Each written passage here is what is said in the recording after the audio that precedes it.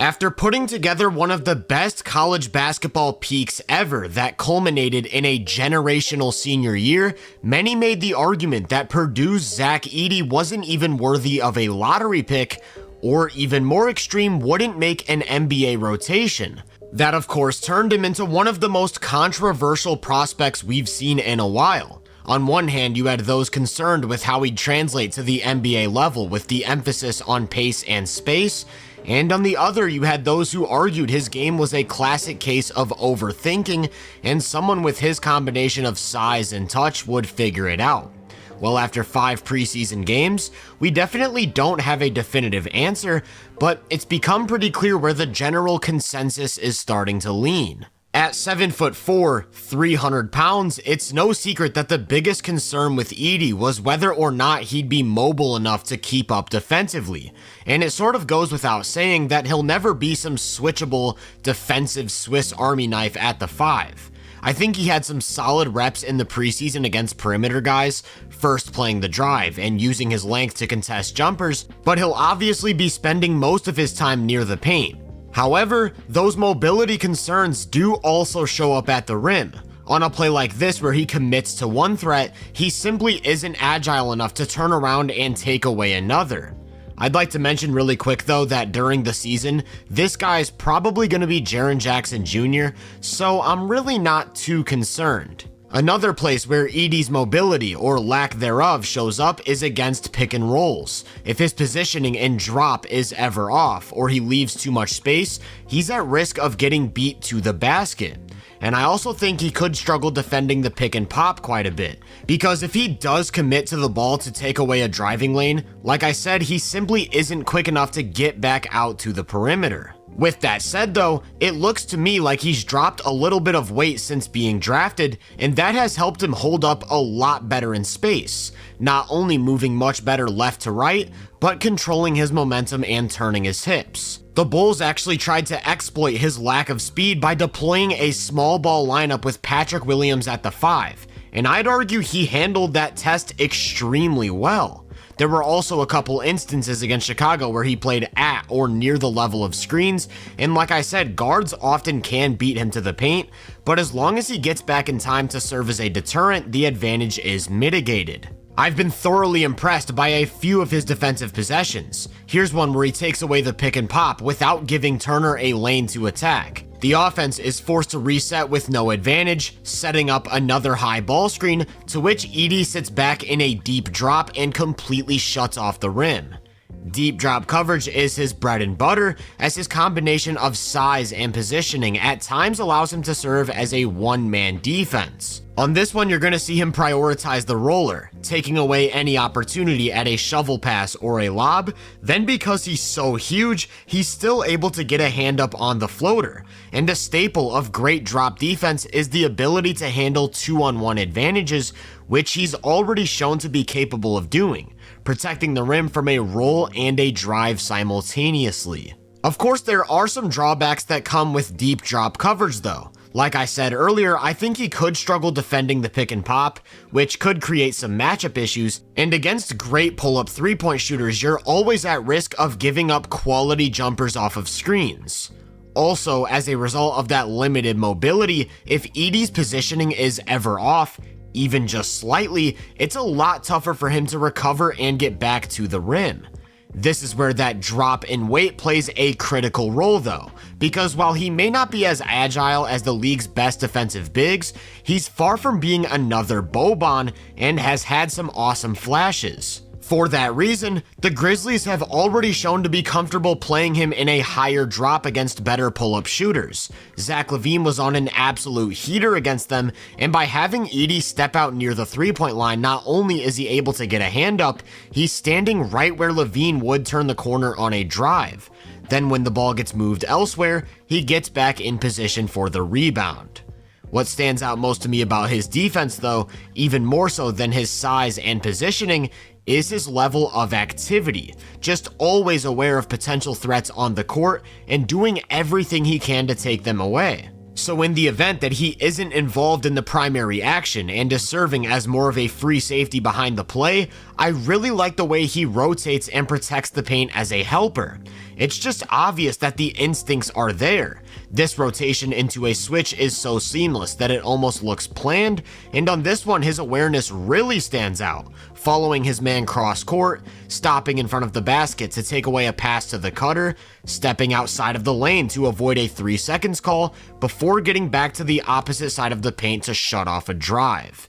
That level of activity from one of the biggest players to ever step foot on a court can sort of be a cheat code at times. Not only is he cheating over from his man to offer a second body on the post up, he's also in position to get a hand up on the cutter. And I actually think rim protection is one of the most interesting aspects of his game, as he lacks some of the qualities traditionally associated with dominant interior defenders. For starters, the guy is gigantic in every sense of the word.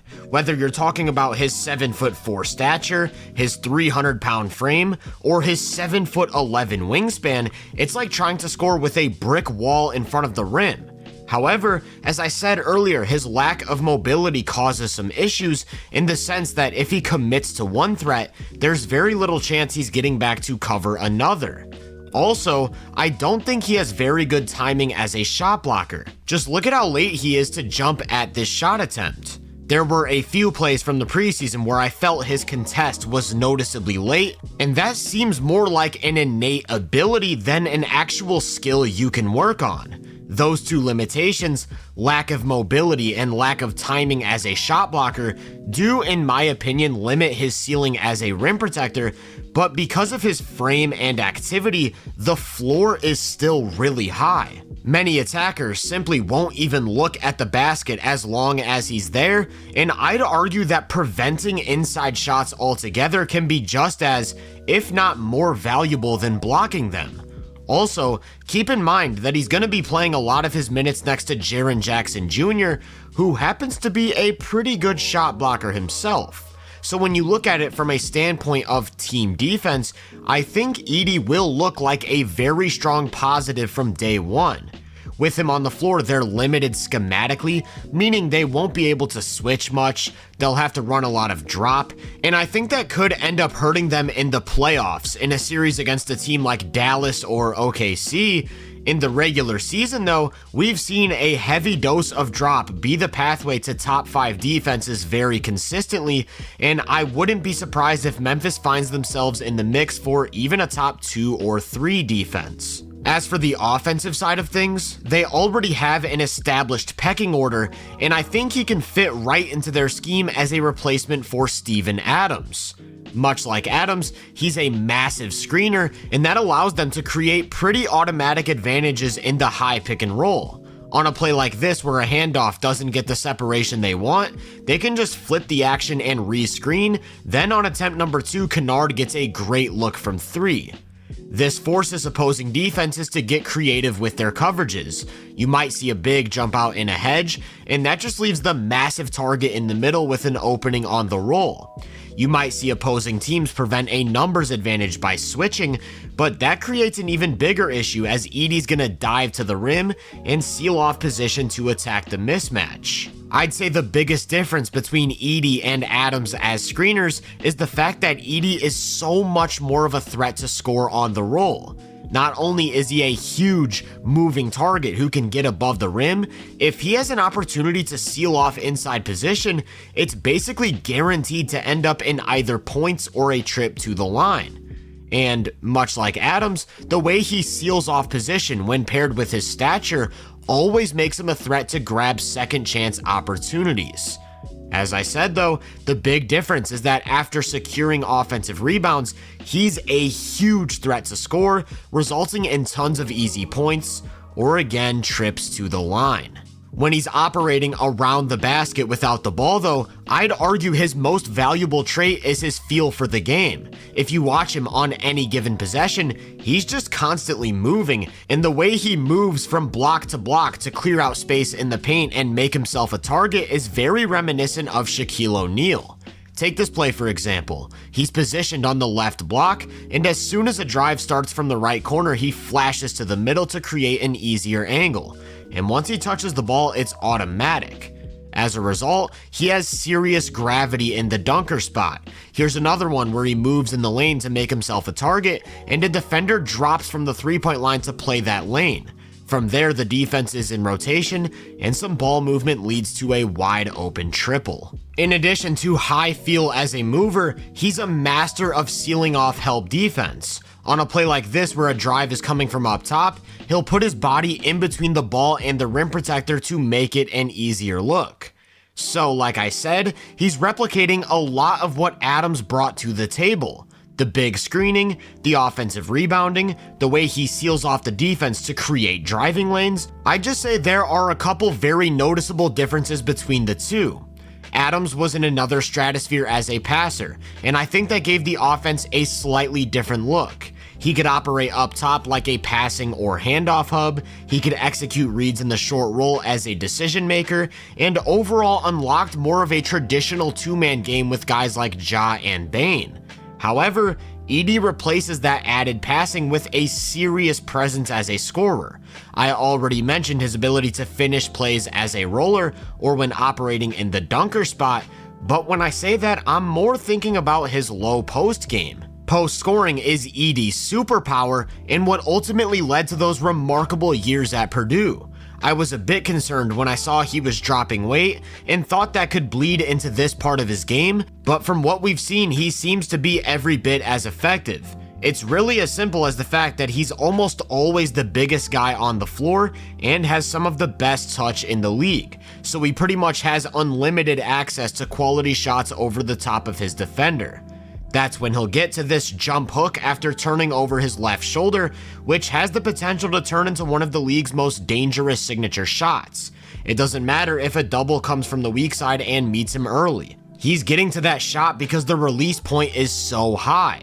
And if the double comes from up top, he'll use a pass fake to make that second defender react before getting into that jump hook over his left shoulder. Then on a play like this where the double comes, he uses that pass fake but there's no reaction, he'll kick it back out to that shooter for a quality look from three.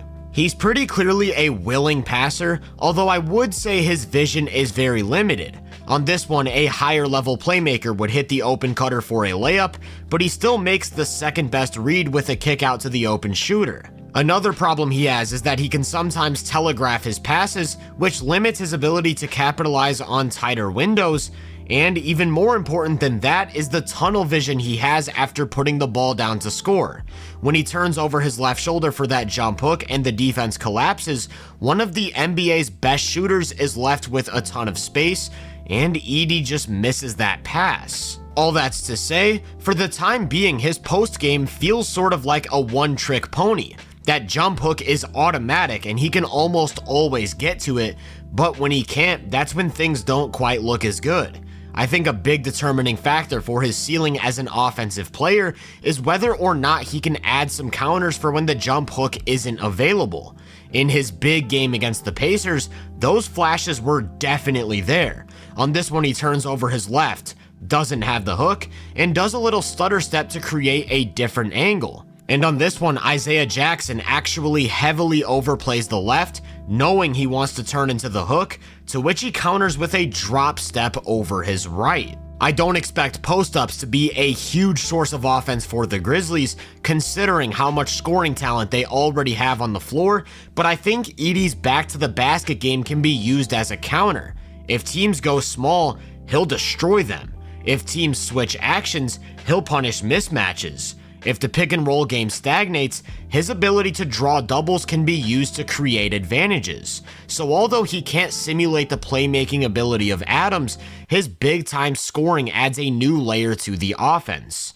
And real quick, while we're talking about new layers, I thought I'd at least mention the fact that it appears he's going to be shooting some threes, even if very rarely. And there's absolutely nothing we can draw from this until we see a real sample.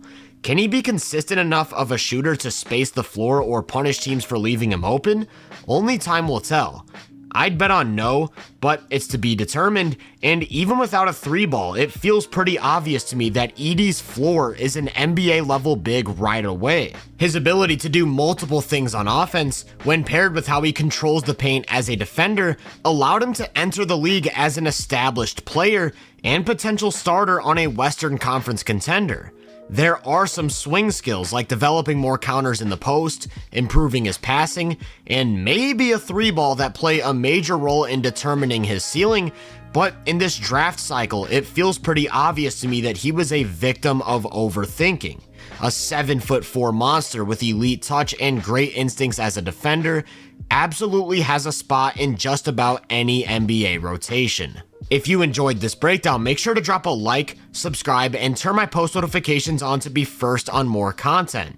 If you're interested in my more in-depth research, make sure to check out the Hoop Venue podcast and my social media profiles. You can find those links in the description. Feel free to let me know down in the comments what you think of Edey. As always, I hope you all have a great day, and I'll catch you guys in the next one.